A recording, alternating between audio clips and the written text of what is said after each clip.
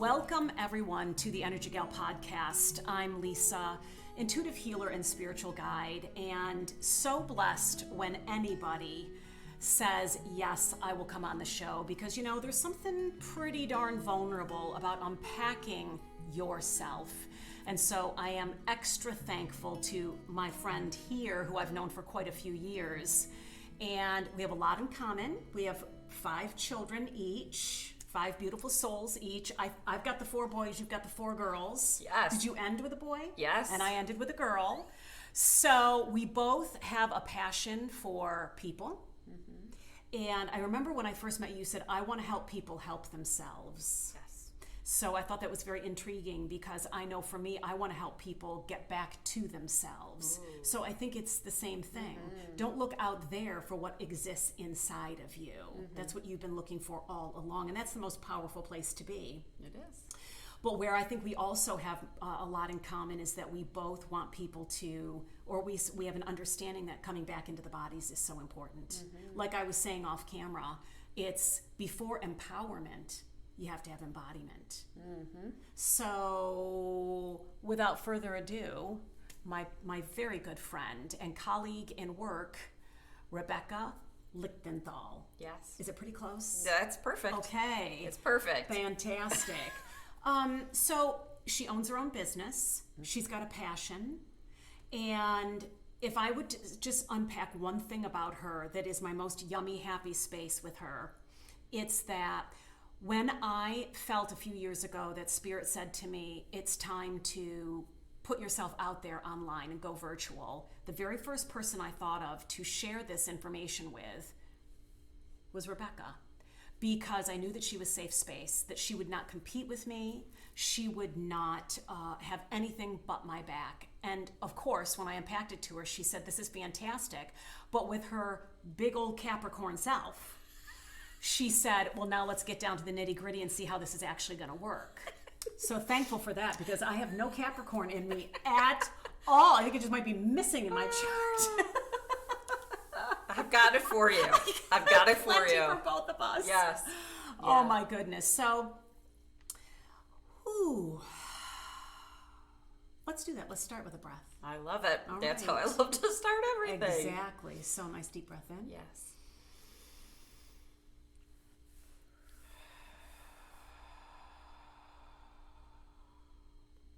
Yeah. I mean, it just changes everything just to go right to there. Mm. So may I ask, what are you most excited about right now in your journey? Ooh, I'm excited about the amount of people that come in and look for guidance and feel good when they leave my space. Because you're a life coach. I am a life coach, yes. But people come to me for different reasons, as I offer so many different services. You do. But leaving and feeling good about themselves. They feel good about themselves. It's interesting that you started with the breath, because I like to start with the breath. And I remind people to roll the shoulders back down away from the ears, and how you open your heart when you do that.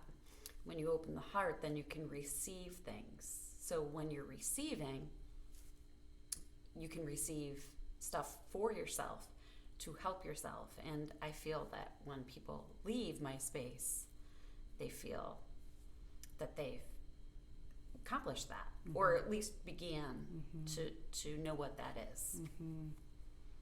But they feel good when they leave, and that makes me feel good for them, because it's not about me. It's about them.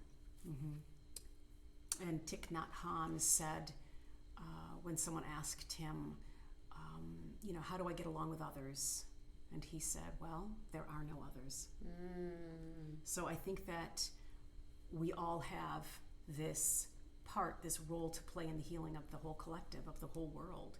And so what you're saying is that when someone remembers themselves, when someone feels better about themselves, that makes you rejoice, because that's a part of you remembering you. I believe so. I do. It's nice because we get so caught up and all of the things that we lose our center. And when you come back to that center, and that's where that breath that brings you back into the body, when you come back into the body, you can realize, okay, these things exist out here, let's work on this. And when you can work on this, then the other things, okay, the answers will come. Boy, we could just go everywhere with that, because when you are settled in yourself, there is no need for anybody else to have to understand you, to make you feel good.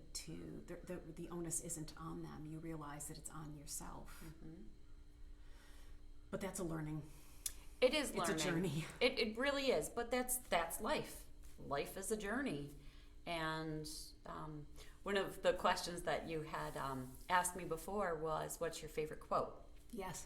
My favorite quote is from Tony Robbins, and it's that things happen for you and not to you. It's my most favorite quote. I use it often, just remembering that things happen for you and not to you.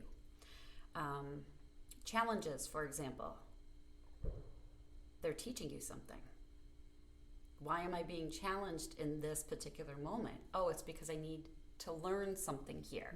So if we can take a step back away from being here and recognize that, I think that helps us move forward. Okay, yes, and accept that quote.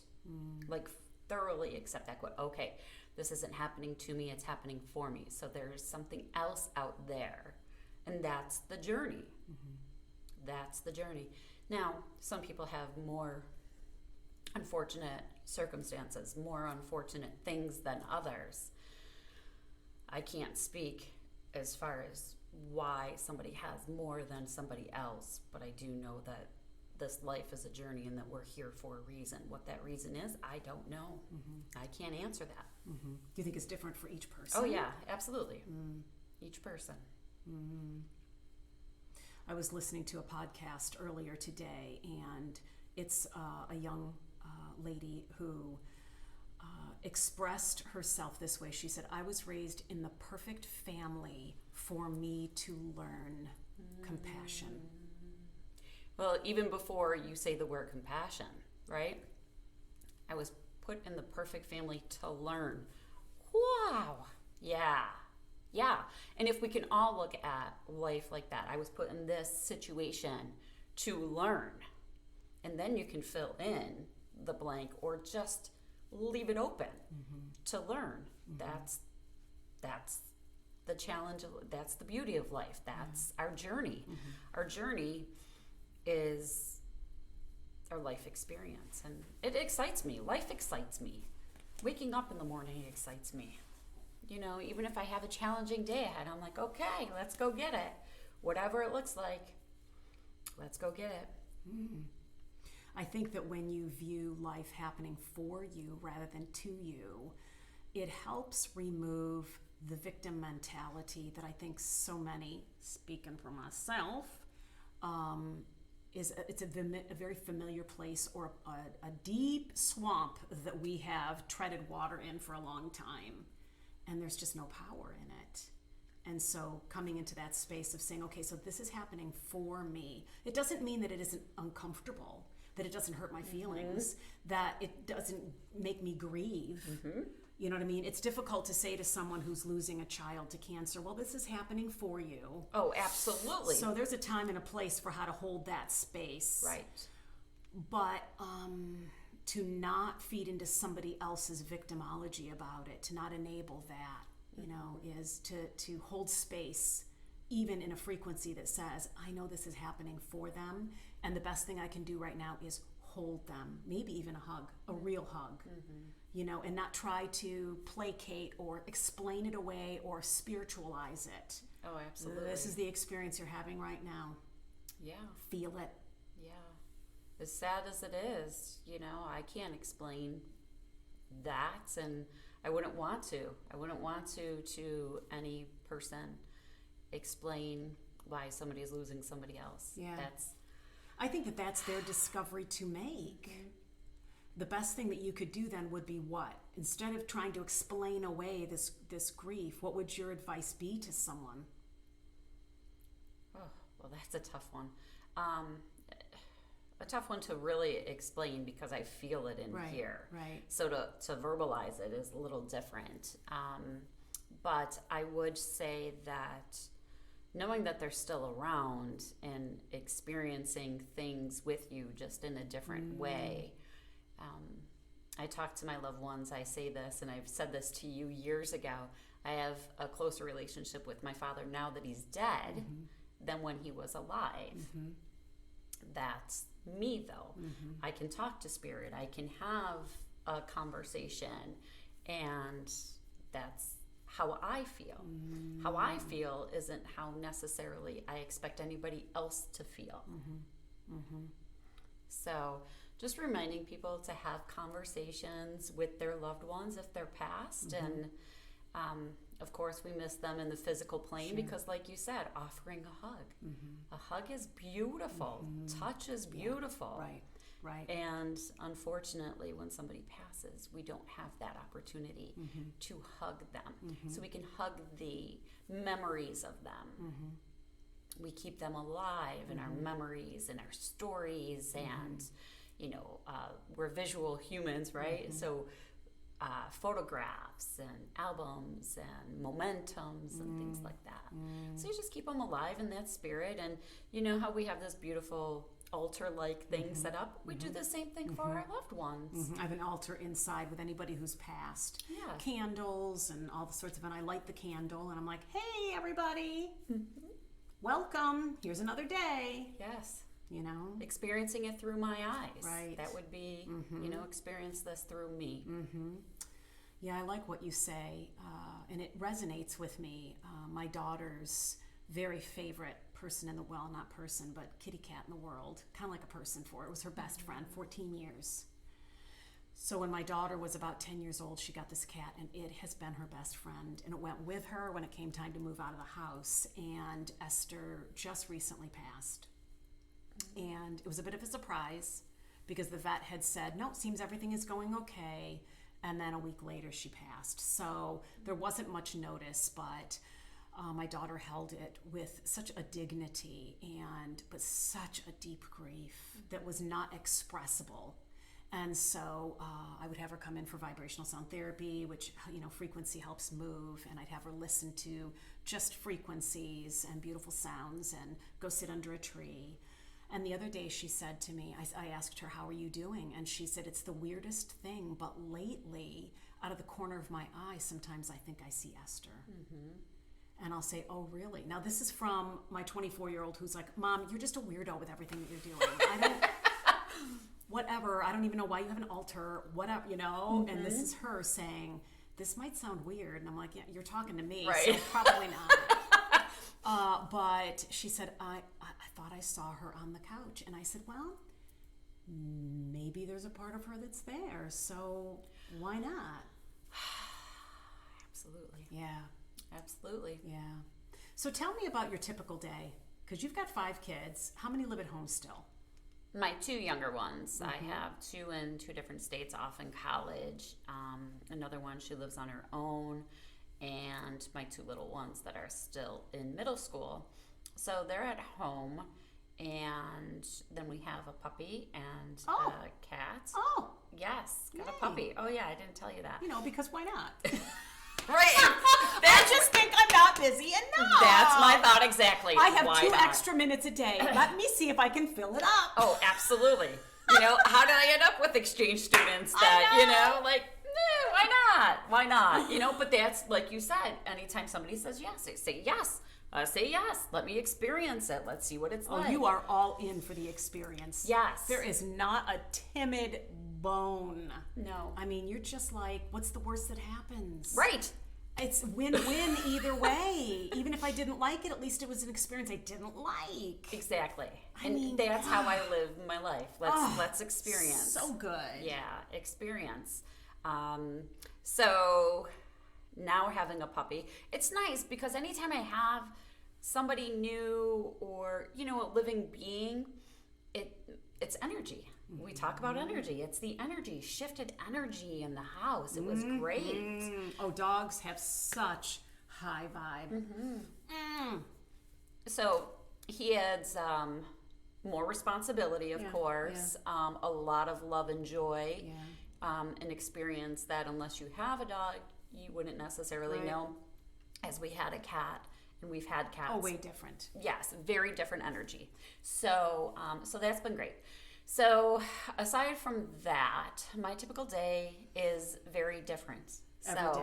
Every day is different. Because you have a wide variety of things that you offer through your business. So you get the kids off to school, and they've got their little activities that they're doing, and their homework, and it's middle school, so hormones like crazy.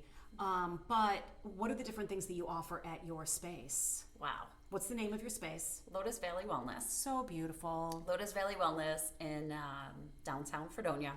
And I offer a wide variety of things. So across the hall from me is Deeply Rooted Wellness, which is a yoga studio that I teach out of 3 days a week. And then we offer a lot of special events and a lot of collaborations, which you've come and joined us. Huge collaboration sister. Yes. She is big into collaboration. Yes. Love it. Because we love people, like-minded people, because we hold that space and it's non-competitive. There isn't any competition. Right. There's enough to go around, have everybody experience. Everybody's got different strengths that they bring to the table. You bet. Absolutely. And if you have this heart to want to be able to have people come into a space where they remember themselves, you also know it can be done here.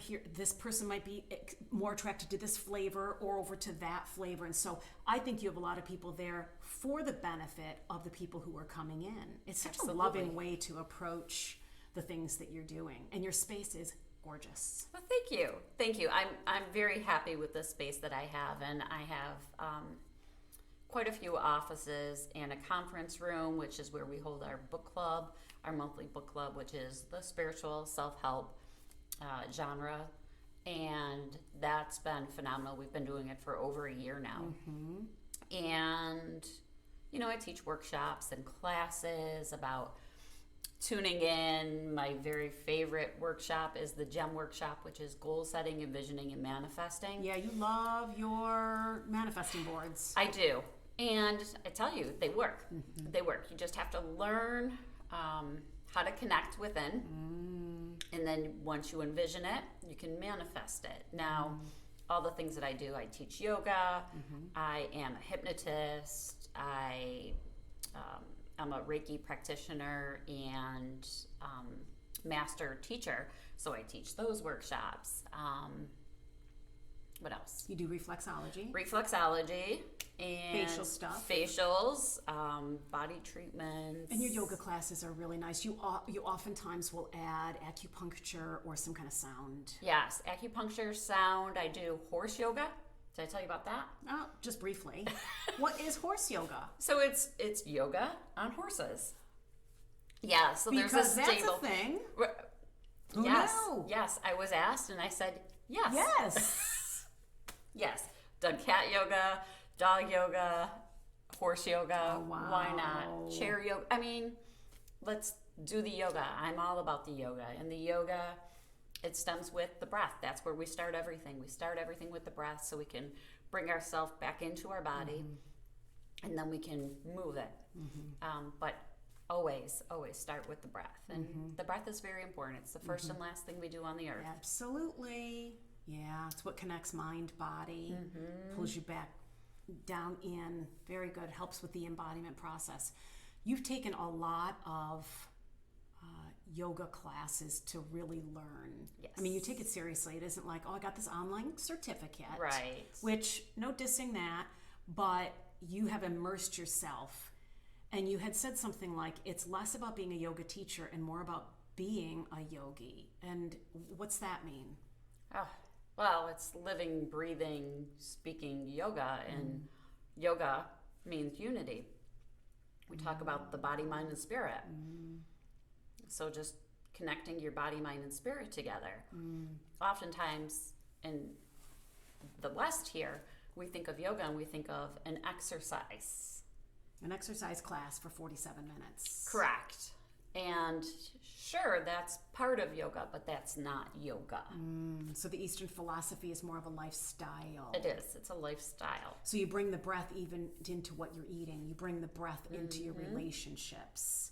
You bring the breath into the decisions that you're making. You bring the breath into your feelings about the past. Everything. Everything. Just breathe. Breathe. Everything comes to the breath. From the breath to the breath. Do you think that in the West, there's going to be a deeper understanding, a deeper relationship with this yoga lifestyle as opposed to just a class that uses up 207 calories or whatever? I do. So I can go on and on about this particular topic, but when we have social media, which is great, people have said before, oh, I can't get on that. There's so much bad stuff. I said, well, then follow the people that I follow. Right, right. Because there's so much good stuff. And they track us and they track our likes and whatever we click on, and then we get more of that stuff. So it's really, really wonderful if you do want to pursue more in the spiritual realm and in the yogi realm and anything that's related to it, because these things pop up on your social media. So then you get all this information. So the more spiritual one becomes, or the more interested they are, the more information that's going to keep coming to them. And the more information keep coming to them, it's like, here's the seed, now we're watering it. And then we're going to see that plant rise, right? We're going to see it out of the ground. And I think that's what we're coming to, because that's, we're moving into an 8 year, which is the year of action and motion. And so we're in a 7 year now, because she also does numerology. Oh, yes. Numerology. And she unpacked my numerology, and oh my gosh, it was very accurate. And I mean, you even said things like, oh, you're more of a loner. Now people look at me and they think, oh my God, she must be so outgoing. Oh my God, no, absolutely not. So you said, well, it's in your numbers that you are definitely more of a loner over and over and over again. That's you. And this is the way you like to learn. And this is your life. And I was like, bingo, bingo, bingo. So boy, that numerology kicked my butt. Well, the numerology is great because it's an easy way or a quick way for me, because I know and I teach numbers and I work with numbers. So and that makes sense to you. Numbers make sense to me. They are a symbolism for different things, and so I look at it and then I get a big picture and I'm like, okay, well that makes sense, and and then I do a reading. Basically, when I meet somebody, what's your birthday? Oh, here's what I know about you. Yes, and that's basically what happens. I calculate it really quick. I'm like, oh, okay, well, that makes sense. Let's see if we're going to get along.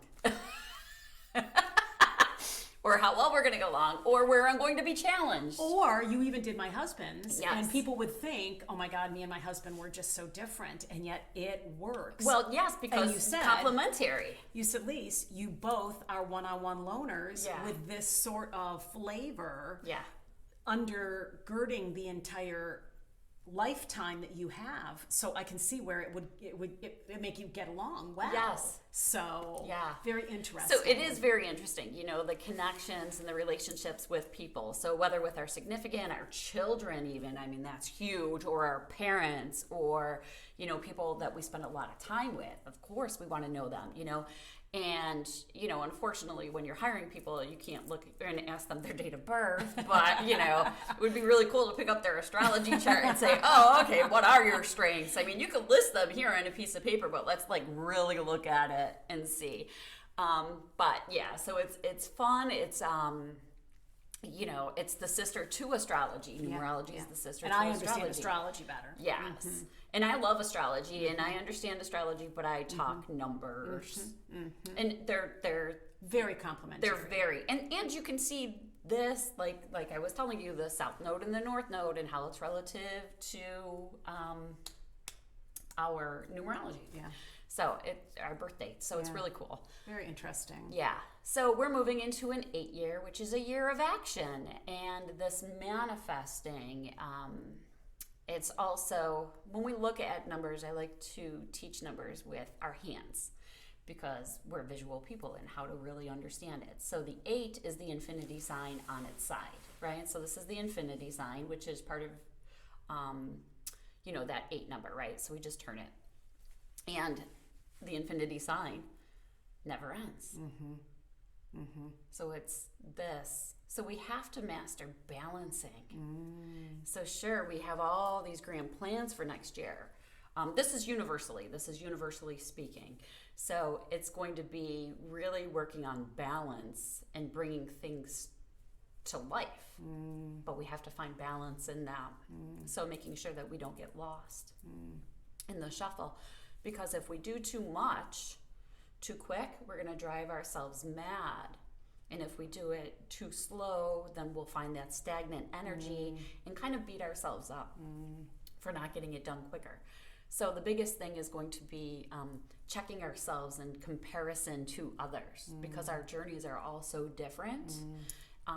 So just coming back to the self and remembering that, don't get me wrong, we all get caught up here. It's just like, okay, let me come back to here. Let me come back to self because we got all these things, all these shiny things, all the things that we're interested in. Okay, wait, we can only do so much. So let's come back to self, come back to the center. So that's what I see. A lot of shifts next year. This is a spiritual year, the self-reflection year, where we're doing a lot of, does that really make sense? Does that make sense to me? Is this who I want to be anymore? Right. Oh, yeah. Coming into really understanding who I am and saying, okay, some of these things that I was either in the past or I thought I was, I no longer want to bring with me into the next season. Yeah. Is this really true? Yeah.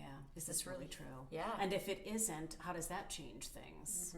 Yeah. If I don't carry that frequency and that story anymore, do I continue to be a victim to that? Yeah. Wow. Yeah. Yeah. Whew. So, let me ask you this. What role, let's just jump right into the deep end. Let's gonna climb right up to the highest ladder at the 12-foot ladder, and we're just gonna, jump right in, cannonball style. What role does suffering play on our journey? Ooh. Wow. Okay, so that's hard to answer. What does suffering? Well, that'd be why I asked it, because there's no right or wrong answer, but I'm just curious as to what it is that you think. Yeah, and again, I feel things, and sometimes I find it difficult to express verbally what suffering means. I mean, suffering, I believe, teaches compassion. That's what suffering means to me.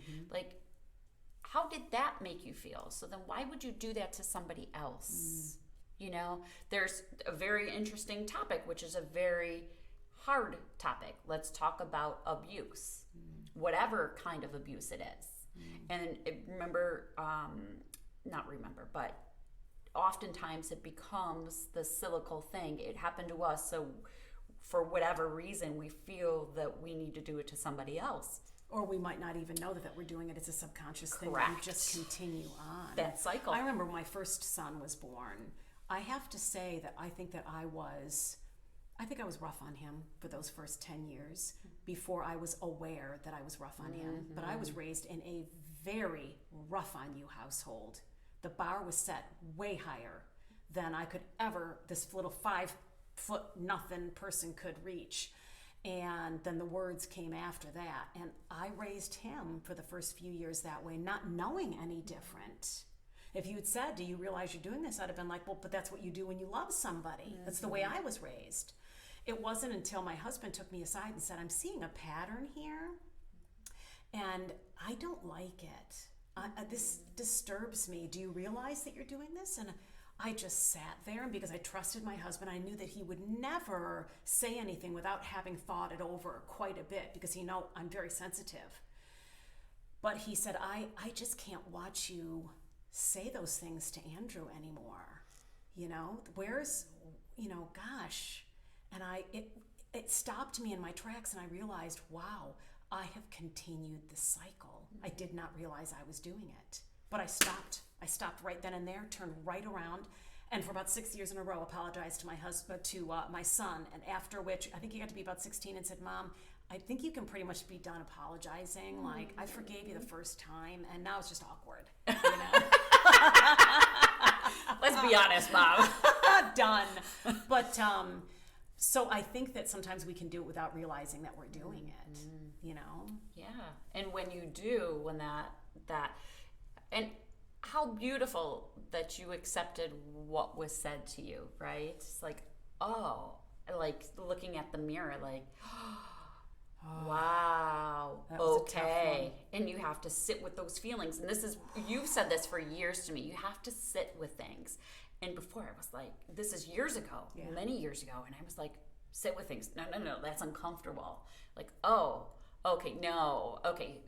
Sitting there doesn't mean like sit there forever. It's like, no, it doesn't mean feel it, in right. Right. Feel it. Feel how it feels from head to toe, from toe to head. For inside. the purpose of yes. having felt it, experienced it, so then it will dissolve. It'll alchemize in gratitude.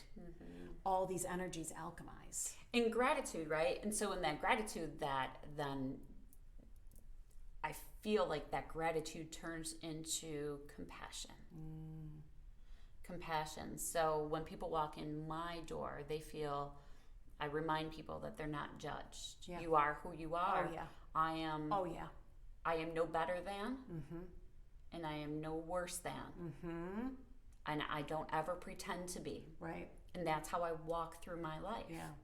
Right. And so when people walk in, they will often tell me things that I'm like, what? Okay, we're going there, and like into the deep end, you know, off that 12-foot Their safe board. space. Yeah, like, okay.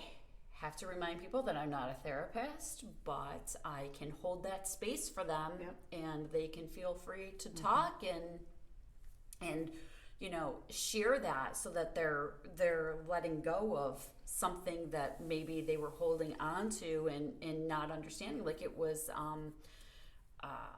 coming out in other ways, you know, through their body, whether it's tension in their knee, their foot, or whatever. Okay, well, it's manifesting in this way because our body holds on to this trauma.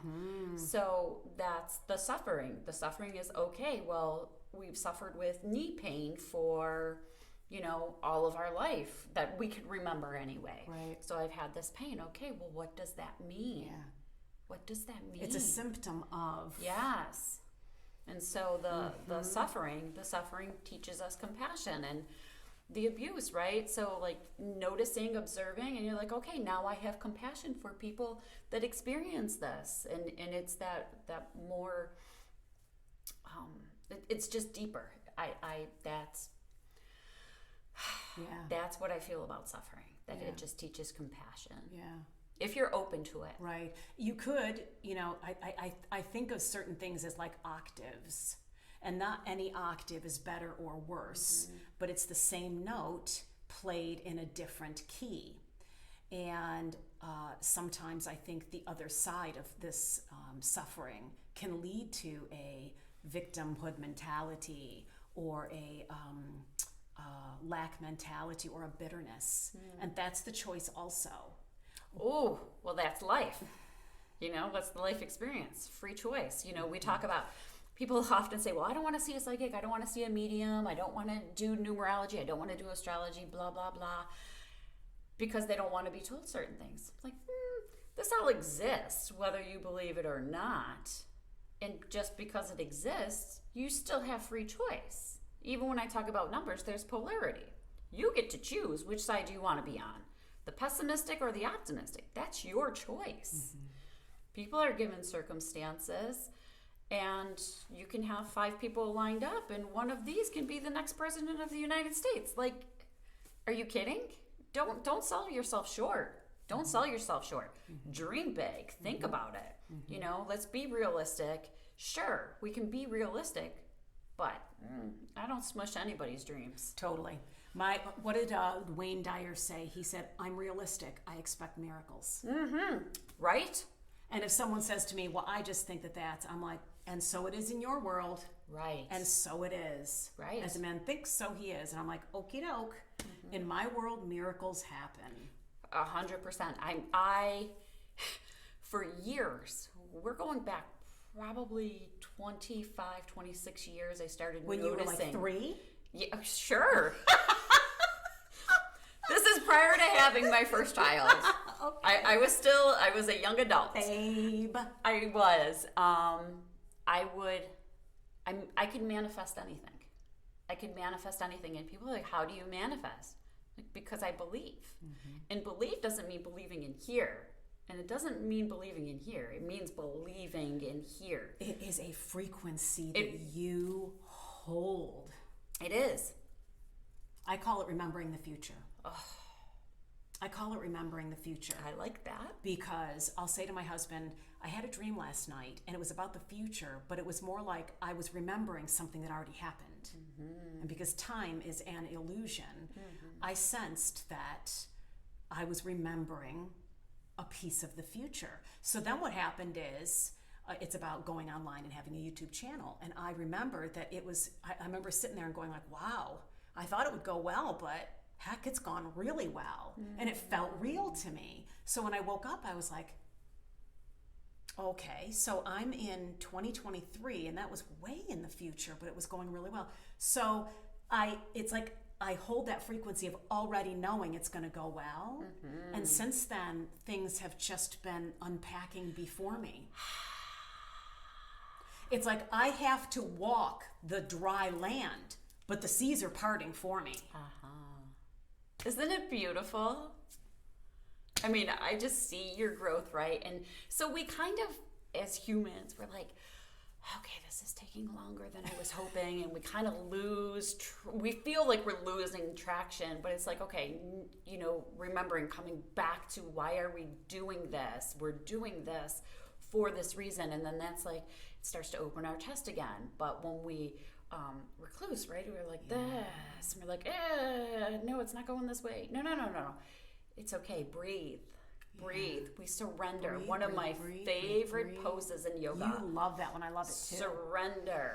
Surrender. Drop those shoulders. There's your gong. She loves the gong. I do love the gong. My favorite instrument that I learned to play in my Kundalini training. I love it so much. Mm-hmm. So anyway, yeah. Open and surrender. Open and surrender into the breath, because it reminds us, like, why are we doing this? It brings us back to us and the purpose. If we're doing things solely for money, it's like, meh, they're going to come and go. It's like superficial. But if we're doing things for a purpose, if we have purpose, and your purpose is helping people heal from the inside. So when we come back to that, let's remember we're here to heal.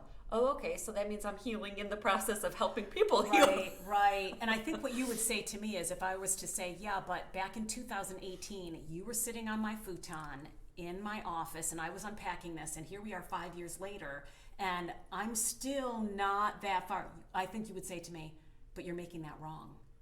And what if it's not wrong? What if you're exactly where you're supposed to be at exactly the right time? And it's right. It's all right. Because you can see 2018 to 2023, I am not the same. There's a lot that I have healed from. Yes. And I see it too. It brings me joy because I smile. I mean, you can see it on my face, but I smile here first and then it comes out on my face. And just your journey, because we've stayed in contact all this time, and you would inform me about your journey, and you went this way. And you would say to her, and it's not going, and I just don't know what I'm doing, and what's wrong with me, and she'd hold space, and she'd say, okay, well, breathe. It's good. What are you doing this for? This is all part of the journey. You're not doing anything wrong. No. That's the thing. Mm-hmm. My friend Jackie says, things will be revealed exactly when they're supposed to be revealed. You can't make a baby get born before it's time. I mean, technically we can in this day and age, but you understand what I'm saying. Mm-hmm. Let the baby come when it's ready to come. Mm-hmm. And I am at 6 months along going, I don't know when the baby's coming.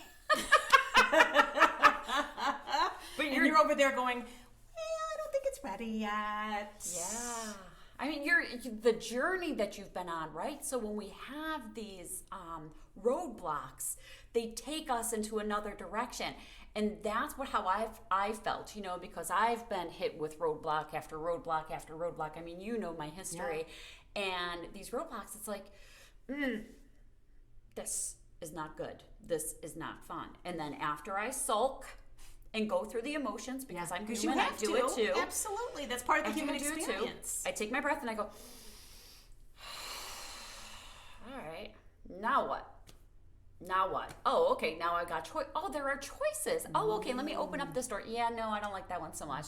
And then, or you can open the door, step through, look around, and like, not feeling this one. Okay, gonna close the door. Guess what? Okay, I'm gonna open up this door. I walk in this door, and I'm like, oh, look at all these other doors. And it's beautiful. It's like a rainbow of doors and choices. And it's beautiful. So if something's not working for you, that's still a sign. It's not working for you. Right.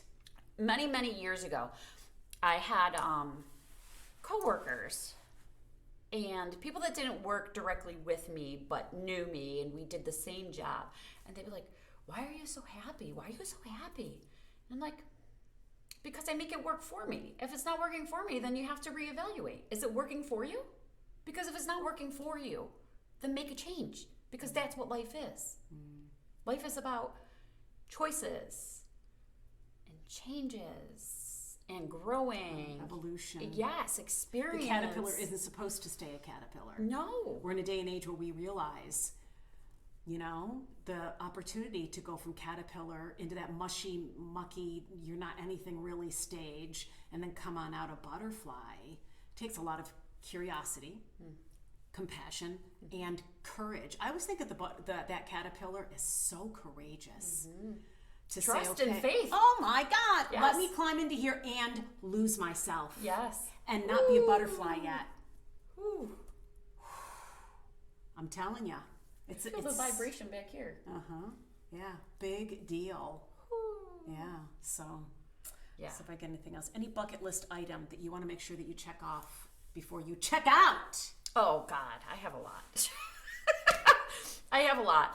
I just keep growing. I keep adding to my toolbox. You and I both have a very large toolbox, and I just keep adding to it, because there's beauty in when we learn something and then we can share it with others to help others heal. And so I love to do not only workshops but retreats. So like I've got one coming up in March, and there's talks about doing one in Italy. So tell me about, what is this, because I've started to get my big toe dipping into the whole idea of retreat world and being a part of that and collaborating. What is so special about a retreat? How is it different than, say, going in once a month for a treatment? I mean, what is that retreat, what does it do? Well, it's an immersion, first of all. So you're immersing yourself. You're leaving everything else behind. You want to talk about surrender? Yeah. I mean, you surrender anytime you go to a retreat. Now, surrender, don't look at it as a scary thing. You're not giving up your free will, but you're surrendering to all the things that cause us a lot of anxiety and stress, and right? Distraction. The daily nuances that we all experience. And okay, let's leave that here, and let's step away and come back to ourselves. And that's what this particular retreat coming up is. It's reconnect to your wholeness and reconnect to yourself. So it's like a yogi-based retreat. It's not all about yoga, but it is aspects of yoga, like an Ayurvedic healthy diet and why that's important, the nutrients. So when we can step away from the daily life, perhaps you're not eating as well as you should be because you're busy with this, that, and the other thing. And we all have a lot of responsibilities that take away from us and ourselves and our spiritualism. Oftentimes we say, fill your cup before you can fill others. Well, how many people do you know that actually do that? Right. So this is filling your cup from the inside when you go to a retreat. So that's the difference between showing up once a month to something or, once a week or whatever. It would seem that retreat is that's a big commitment. A commitment, a commitment that goes by like that. No, I meant like a commitment, not time-wise, but a commitment to say, I want to put myself ahead of everything else that's going on right now for this season, so that I can come back to myself, heal, be with other people who are like-minded in that space as well. Well, you rejuvenate, is it, it's rejuvenation. We can all use a little rejuvenation. I mean, it's happening, at the end of winter, end of winter, beginning of spring, that this retreat. So it's like the perfect time, we're coming down from all of the holiday highs, and it's like, okay, this is something to look forward to before the spring comes. It's like the circle of seasons, they all serve a purpose. And so it's that cleansing. Yeah.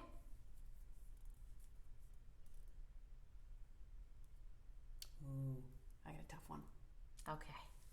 Who or what is God? Oh. That is a tough one. I know. I've never thought about who is God. I grew up Catholic, and I'm still religious. I still enjoy church and what church symbolizes and how religion is relative to spiritualism, and I'm so spiritual. So it's like this beautiful thing. So what is God? God is our, like, who we pray to. That is, like, I guess that would be who God is. God is who we pray to. So we do pray to the universe? Do we pray to God? To, pray to Buddha or whoever we pray to? It doesn't matter to me as long as we're doing it out of the benefit of good. Who we pray to. So what is God? God is who we hold faith in. The guide,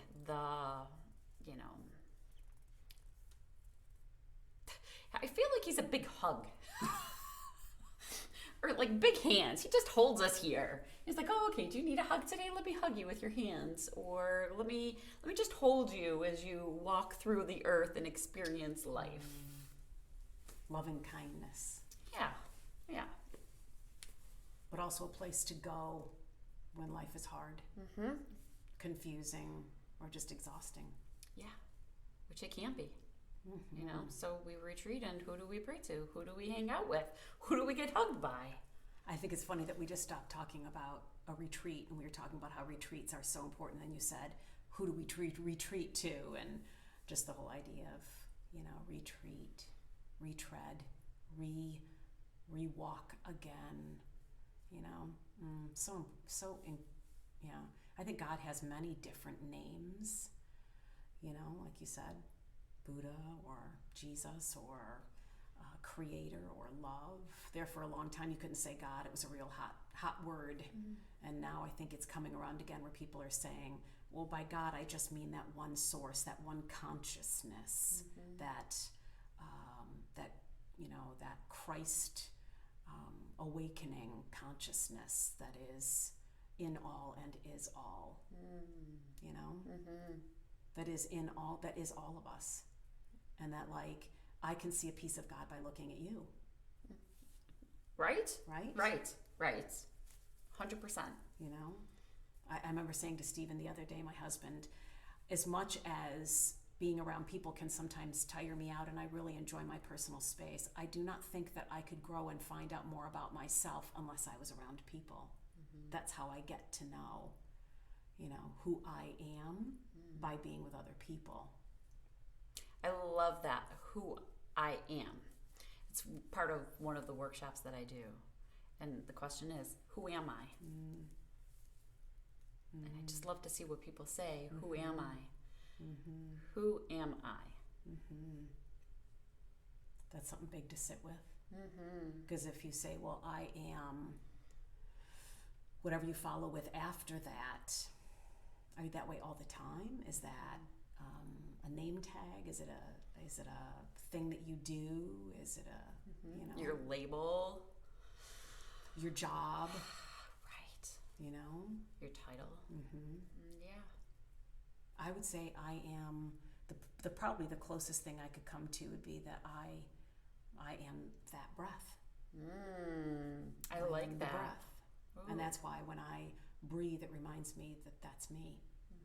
This body, very sacred also, you know, but it does decay, and what's left is, you know, the spirit. So, yeah, deep. You went there. We went there. What's coming up for you in the next near little bit of future? Oh, what's coming up next? Because there's always stuff coming up in your world. Yeah, there is. Keeping track of the things and remembering. Let's see. We have Small Business Saturday coming up at my office. So we're doing that the Saturday after Thanksgiving. I actually think this is the day that will post. Sweet. If it's not, it's the week before. But I think it might be. So it'll happen before then so that they'll know. Cool. And your office is on Main Street in Fredonia, right? Yes. Okay. Yes. And so that's coming up. Then we have the new year, which You I'm keep going looking with all of your classes. to and do everything. more training. Oh, are you? I am. You I love am. training. You love to learn. I love to learn. I love to learn, to soak it in, absorb this. Earlier this year, I went and did my Kundalini 100-hour training. And I'm like, okay, I'm going to get so excited and I'm going to be back and I'm going to teach it in the spring. Oh, no. Universe had other plans. Yeah, that was a tough training. Just, what comes up in Kundalini and, and it's not bad. Some people have a very bad, connotation with Kundalini yoga. It's really not bad. And It's just, intense. it can be intense. I mean, we're using the breath, we're mantras and chanting and various things. The kriyas are the exercise that you're doing, and it's very specific. And it's just moving energy. So you move energy. In my classes, I do bring in, so my physical yoga classes, I will bring in some Kundalini exercises into the class so that we can move energy. So it's really not that scary. But what it did for me was it did bring up some things, and I was challenged. I was challenged in different ways in this particular training, not in the ways that some people would think, but I was challenged. And I had to sit with that. And I'm still making peace with that. And so I practice my Kundalini practice personally. And I have decided that I'll bring it in the new year at the yoga studio. Yay! I know. And we'll keep it simple and easy and introductory level so that people can see what Kundalini yoga is about. And so bringing that into the new year, and then I am going to add some more trainings. What are you getting trained in now? So I'm yet to decide. So there's a couple things that are out there that the couple school of that I like doors to go that you're to. peeking through. Yeah. So I'm really, I'm going to see what happens, let things unfold as it comes up. So I'd like to do that next year. And then we have our retreat in March. And then you said one in Italy. Where's that one? So that one's not until 2025. So Which will be here like this. Exactly. But whatever. Yes. So we'll offer a yogi-based retreat in Italy in 2025. And what else is going on? So yeah, more training and that, and my website finally got Nice. revealed. And so are that's you cool. offering some product? So yeah, so we have the Dermalogica product, which is what I use for aesthetics, and then I am bringing in some spiritual product for purchase as well. Nice. So that's going to be exciting. So think stocking stuffer type things, nothing too large. Oh, we did bring in, and haven't really advertised this in my business, the hand and foot salt detox, which is amazing for the body, for ailments, and especially this time of year. Well, I mean, the hand and the feet, there are some really precious open chakras there. Yes. So to be able to move energies through. And it's complementary to all the other things that are offered, like the reflexology. I do reflexology on hands and feet, and we're moving things and the sensitivities, like you said, like the openings. So it's pretty amazing. Some more workshops coming up. I'm so excited about the vision board workshops coming up. So I was telling you about the GEM workshop, which is really intense. It's more of a master class. Like, you really want to see and move to that next level in your life. That's who that's meant for. For those who really want to up level. Vision boards are great for everybody, regardless if you want. We all want to up level. But if you're really going to take the time to like thoroughly go through it, that's where the GEM comes in. I like how you offer a lot of different levels, for a lack of a better word, but opportunities to say, how much do you want to put into it? And there's no judgment there. What are you willing to? What do you feel ready for? Right. I like that you do that. The readiness. Not only for your workshops, but for your yoga. Yes. Even as we're doing yoga, you're like, okay, now if you can't do this, then do that. Yes. Very friendly. Yes. And that's, I like to approach it. You're welcome wherever you're at. You're always welcome in classes. So last night I taught a class, and 2 new people to yoga. So they've never done yoga. So it was a smaller class, and I'm like, okay, well, let's start from the beginner level. Even though this is more movement, but let's begin at the beginner level, because if you've never done it before, let me teach you the foundation. Let's learn how to hold the pose, so that when you come to another class and we're moving through it a little bit quicker, you're going to already know how to hold the body. So a foundational class. And that's really going by your intuition to say, okay, what does this person need before me now? Not what do I have planned, but what is it that would best serve this person? And that's always beautiful. it. We can have things planned, but it's an intuitive thing. Okay, well, this is what the intention was, but this is where we're at. So being able to make that shift. Last question, and it's a doozy. We opened up by talking about the purpose of life. And you said that you thought that everybody had a different purpose. What's yours? To share, I don't know, to be a light, I actually had a friend, she calls me the flicker, right? She wanted to call me Bick instead of Beck, for the actually a couple friends that will call me that they think that I'm the light, that the light as far as like getting people excited about different things in their life, whether it's, this journey of putting yourself out there into the virtual world, or whatever it is. I'm a huge cheerleader. I like to remind people how amazing they truly are, how precious they are. Remind them. I often say that I wish people could see people the way I do. If people could see people the way that I do, I think we would live in a much really happier space. Because you see the God spark in them. That's what you're looking for. That's what you see. It's amazing. I can I feel the energy of somebody, and then I see this beautiful thing, and when they talk and they've got this hard shell, and then I just ask 3 questions, and it like peels it back a little bit and a little bit. And the right question is different for everybody, just asking the right question to that person. And sometimes people don't like that either, and that's okay, because it's like still a little spark, like here's a spark, They show those memes of a candle, right, with the wicks, and that there's one that is low and one that's high, and when they touch, they both become, nice and large and beautiful. That's how I see me. Yeah, that's how I see you too. Aw, thanks. Yeah, it has been a pleasure. Oh, thank you. It really has. I enjoy my time with you always. It was like, you got to go pick up one of the kids. I do. I have to go pick up one of my children. A mother's work. Yes. Wow, thank you. Thank you you so much.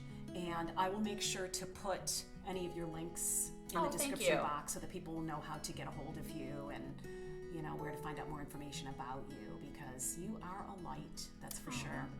Thank you. That is for sure.